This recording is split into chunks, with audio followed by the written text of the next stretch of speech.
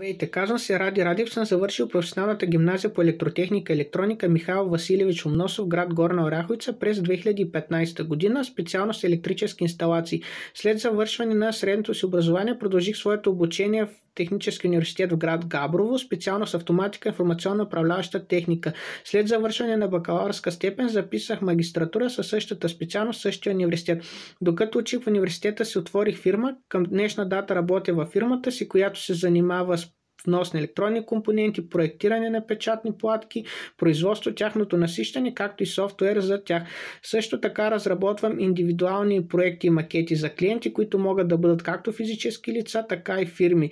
Самите задания биват най-различни, като системи за управление, системи за контрол на достъп, системи за следение на различни показатели, като температура, влажност, осветеност, качество на въздух, разстояние и много други.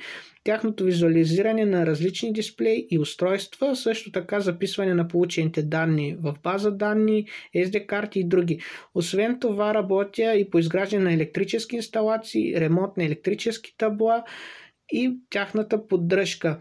Обучението в гимназията им помогна да подобря своите професионални умения.